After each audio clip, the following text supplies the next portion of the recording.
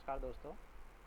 आज का जो अपना टॉपिक रहेगा वो रहेगा साइड डिस्टेंस के ऊपर कि साइड डिस्टेंस क्या होता है। ठीक है, तो साइड डिस्टेंस अगर अपन देसी भाषा में समझें तो वो डिस्टेंस जो एक ड्राइवर को विजिबल होती है अलोंग द अलाइनमेंट और ऑफ द अलाइनमेंट, उसको बोलते हैं विजिबल डिस्टेंस। ठीक है, अब अलोंग द अलाइनमेंट तो समझ में आता है कि अगर मान लीजिए कोई रोड यूज़र है, व्हीकल चला रहा है, ठीक है, तो उसको सामने अलाइनमेंट के अलोंग दिखता रहना चाहिए क्योंकि उसी से उसको चलना है। ठीक है, ऑफ द अलाइनमेंट या ऑब्लिक द अलाइनमेंट क्यों? क्योंकि देखिए अगर जैसे मान लीजिए कोई इंटरसेक्शन है तो उसको इंटरसेक्शन क्रॉस करने के लिए अगर वहाँ पे मान लीजिए सिग्नल सिस्टम नहीं है तो उसको भी देखना पड़ेगा। जैसे मान लीजिए इस ऑब्जेक्ट इस चित्र में देखिए यहाँ पे, ठीक है, तो ये डिस्टेंस भी साइड डिस्टेंस कहलाएगी। ठीक है, अब यहाँ पे अगर मान लीजिए कोई बिल्डिंग आ जाती है तो उसका ऑब्स्ट्रक्शन हो जाएगा।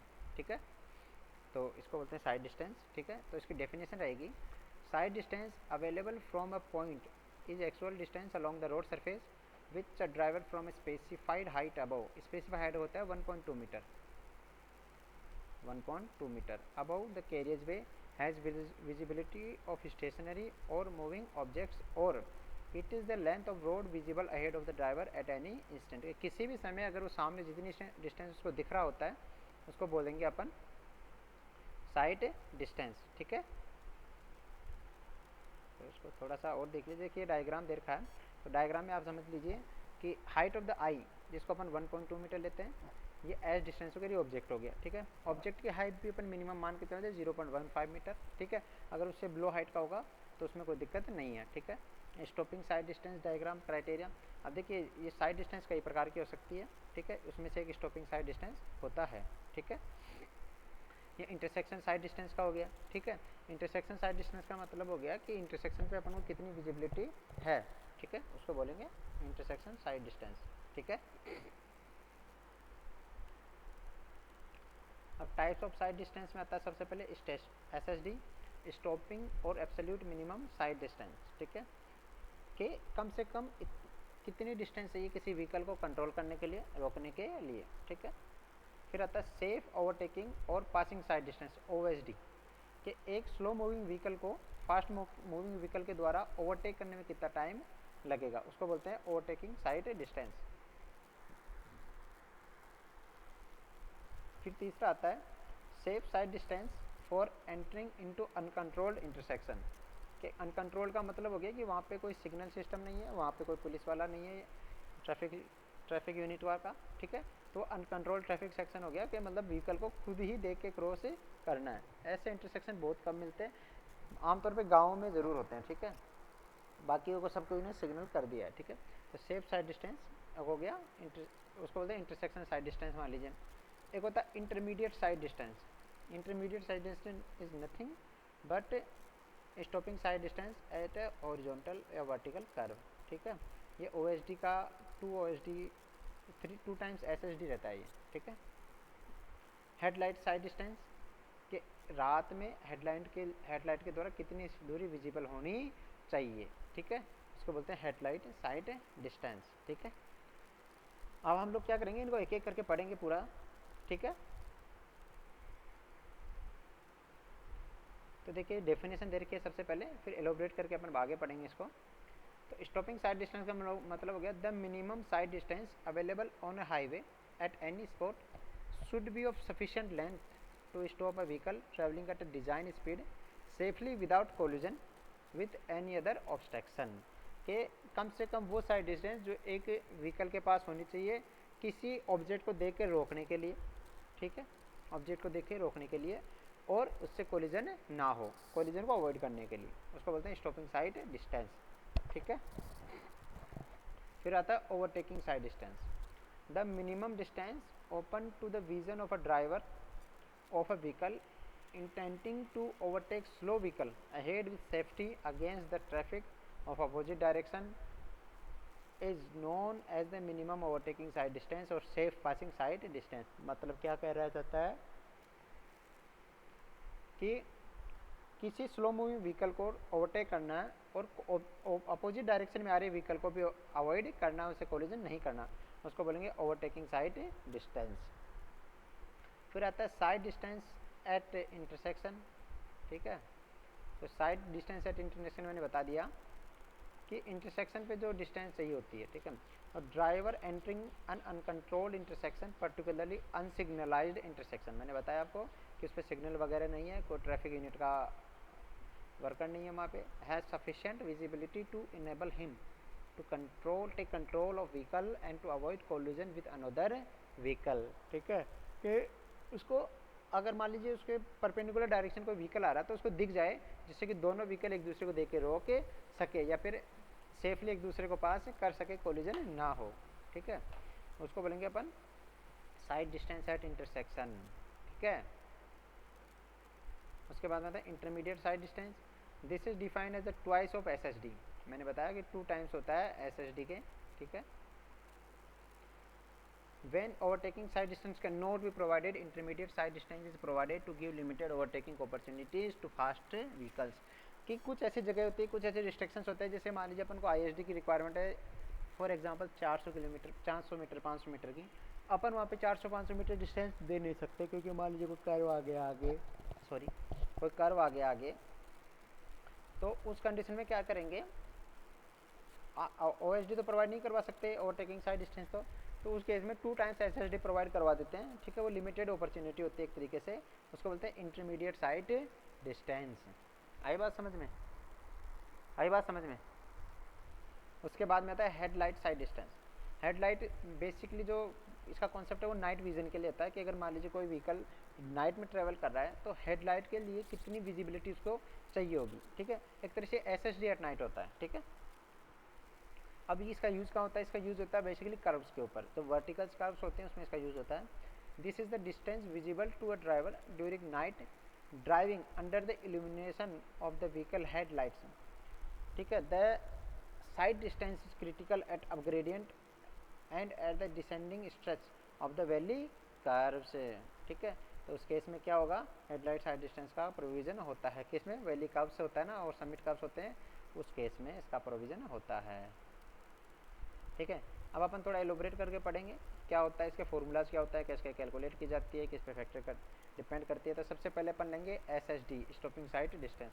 तो मैंने बताया SSD is the minimum sight distance available on a highway at any spot having sufficient length to enable the driver to stop a vehicle traveling at a design speed safely without collision with another obstruction, के बिना किसी obstruction के वो आराम से रुक जाए, कोई ऑब्जेक्ट देखे, उसको बोलते हैं स्टॉपिंग साइड डिस्टेंस, ठीक है। आई बात समझ में। अब उसके आगे है फर्दर ही डिपेंड्स ऑन, किस किस पे डिपेंड करता है ये भी देख लीजिए आप लोग, ठीक है। सबसे पहले फीचर्स ऑफ द रोड, कि रोड का फीचर्स कहता है वर्टिकल कर्व है, हॉरिजॉन्टल कर्व है, ठीक है। उसके बाद में उसकी कंडीशन कैसी है, CC रोड है, ग्रेवल रोड है, ज़्यादा फ्रिक्शन दे रही है कि नहीं दे रही है, ठीक है। उसके बाद में height of driver's eye above the road surface 1.2 metre and height of the object above the road surface 0.15 metre. मैं बता चुका हूँ कि ये मान के चला जाता है IRC के द्वारा कि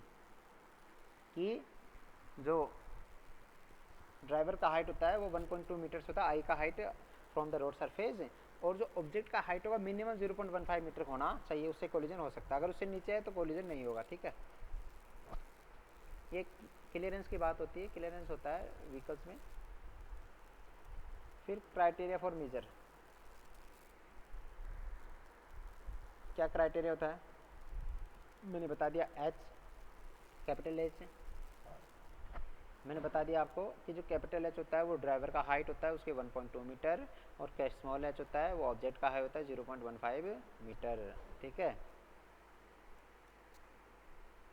अब फैक्टर्स अफेक्टिंग द SSD इसकी कौन कौन से फैक्टर्स अफेक्ट करते हैं, total reaction time of the driver, ठीक है। कि एक ऑब्जेक्ट को देखने के बाद में ड्राइवर को ब्रेक अप्लाई करना होता है, ठीक है। तो व्हीकल स्टार्ट होने, सॉरी ऑब्जेक्ट देखने के बाद में ब्रेक को हिट करने के बीच में जो टाइम होता है वो reaction time of the driver होता है, ठीक है। तो उसको बोलते हैं reaction time of the driver. फिर होता है स्पीड ऑफ द व्हीकल, कि तेज़ है कि स्लो है। एफिशिएंसी ऑफ द ब्रेक, कि 100% ब्रेक लग रहा है कि नहीं लग रहा। जैसे ब्रेक्स में पहले क्या होते थे, लेदर्स आते थे, तो वो लेदर कितने घिस चुके हैं, मतलब अप्लाई करेंगे तो लगेगा भी नहीं लगेगा, ठीक है। Friction resistance between road and tyre, कि जो रोड और टायर होता है उसके बीच में फ्रिक्शन कितना आ रहा है, कि पुरानी रोड है कि नई रोड है, पुराना टायर है कि नया टायर है, ठीक है। CC रोड है कि बिटुमिनस रोड है,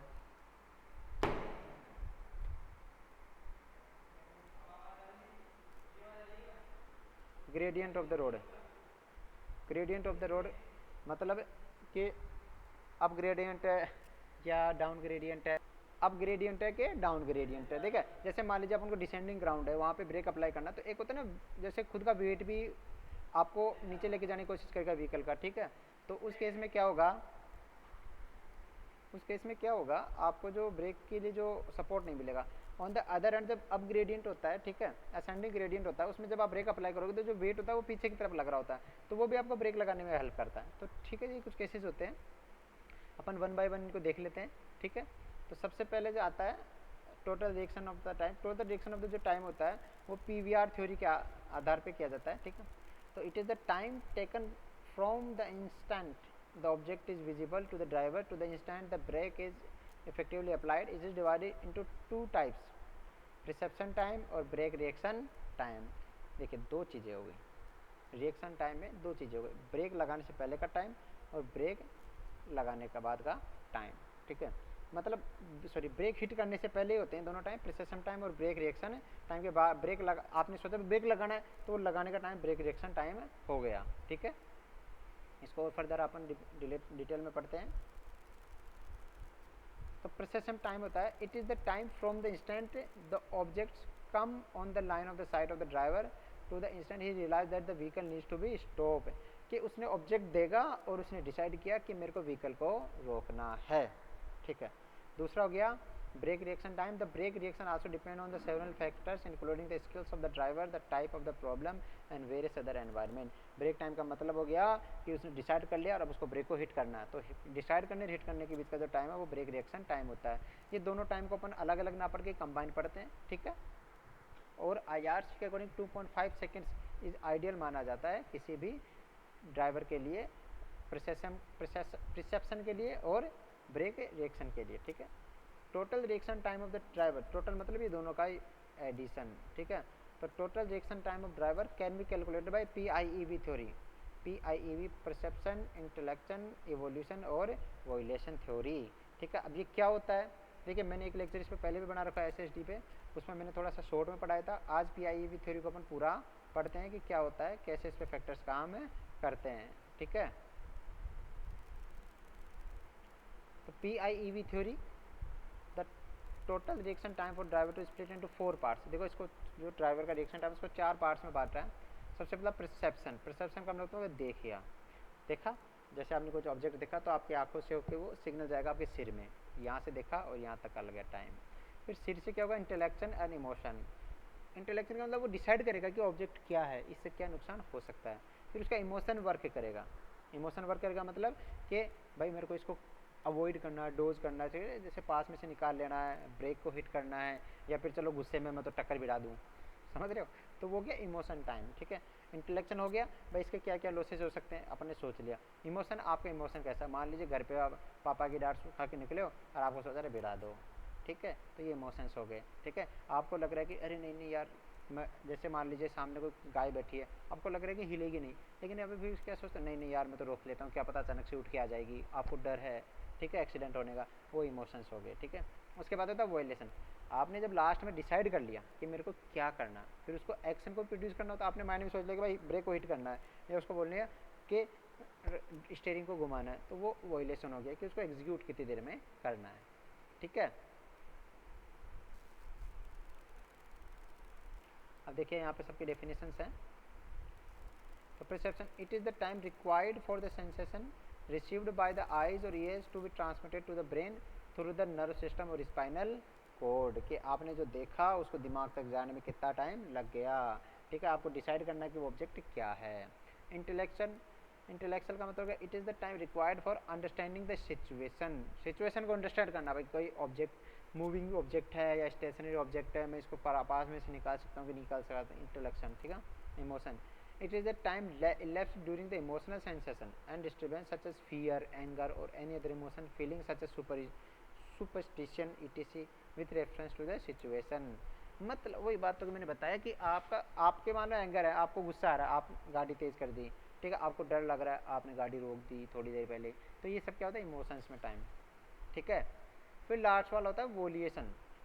वोलिएशन का मतलब हो गया कि फाइनल टाइम अब आपने डिसाइड कर लिया, taken with the final action और उसको एग्जीक्यूट करना है, वो हो गया वोइलेशन, एग्जीक्यूशन का मतलब, ठीक है। तो टोटल रिएक्शन टाइम टोटल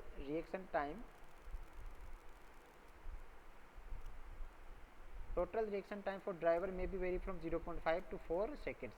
अलग अलग ड्राइवर के अलग अलग कंडीशन हो सकती है, 0.5 सेकेंड से 4 सेकेंड के बीच में हो सकता है, आमतौर पे 2.5 सेकेंड्स माना जाता है, याद रखिएगा, इंपॉर्टेंट है, बहुत बार पूछ लेते हैं कि रिएक्शन टाइम कितना होता है, 2.5 सेकेंड होता है, ठीक है।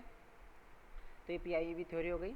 अब अगला आगे चलते हैं अपन, आगे चल के देखेंगे कि एसएसडी को कैसे कैलकुलेट करना। तो एनालिसिस ऑफ एसएसडी वो हम लोग अगले चैप्टर में पढ़ेंगे, अगले लेक्चर में पढ़ेंगे, ठीक है। चलिए, थैंक यू।